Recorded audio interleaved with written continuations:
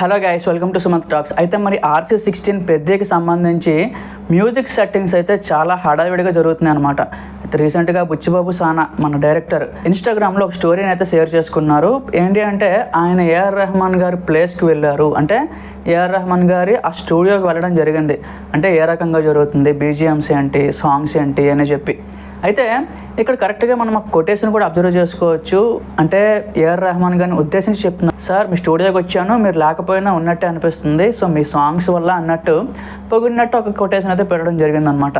So ఇదంతా పక్కన పెడితే RC16 మన పెద్దలో అయితే ఆల్మోస్ట్ 6 సాంగ్స్ వరకు ప్లాన్ చేశాడు గైస్. అందులో 2 డ్యాన్స్ నెంబర్లు ఉంటాయి, మిగతావి నార్మల్ ఒక డ్యూయట్ సాంగ్స్ కూడా ఉంటాయి. సో అట్లాగా 1 by 1 ఫుల్ ఇన్ఫర్మేషన్ అయితే మనకు రాలేదు, బట్ 6 వరకు సాంగ్స్ అయితే ఉన్నాయని చెప్పి ఒక ఇన్ఫర్మేషన్ అయితే ఉంది. దీంట్లో ఫ్లాష్ బ్యాక్కి సంబంధించి చాలా రకాల BGMs అయితే ప్లాన్ చేస్తున్నాడు ఏఆర్ రెహమాన్. బుచ్చిబాబు ఏంటంటే ఎక్కడా కూడా మొహమాట పడట్లేదు అనమాట.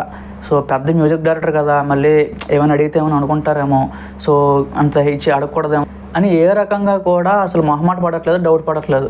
సో చూసారు కదా, ఇంక ఈ ఫోటోలో డైరెక్ట్ స్టూడియోకి వెళ్ళిపోయాడు అనమాట. సార్ నాకు ఇది కావాలి, నాకు ట్యూన్ ఉండాలి, ఇలాగా నాకు ఇక్కడ ఇలా ఉండాలి.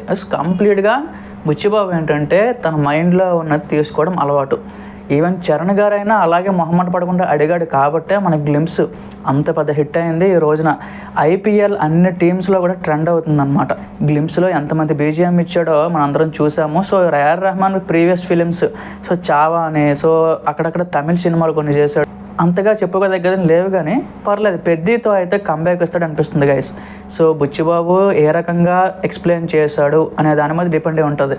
ఖచ్చితంగా ఏఆర్ రెహమాన్ అయితే ఒక సాలిడ్, అలాగే మనకి మెమరబుల్ ఆల్బమ్స్ ఇస్తాడని చెప్పి నాకైతే మంచి ఎక్స్పెక్టేషన్ ఉందన్నమాట.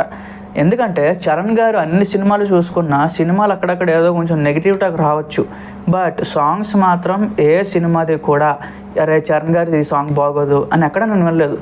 ఎంత అటర్ఫ్లాప్ సినిమా, గోవింద్ అందరవారే సినిమా కానీ, సో చాలా ఉన్నాయి. ఈవెన్ జంజీర్లో కూడా తుఫాన్, మన అందులో ప్రియాంక చోప్రాతో కొన్ని సాంగ్స్ ఉంటాయి. ఎంత అటర్ఫ్లాప్ సినిమా అయినా కానీ గైస్, సాంగ్స్ మాత్రం ఎక్కడ కూడా డోకా పడినవాడు మన చరణ్ అన్న. ఈ రకంగా పెద్దకి కూడా ఒక మంచి ఆల్బమ్ వస్తుంది గైస్. స్టే ట్యూన్, అన్నీ అప్డేట్ చేస్తాను.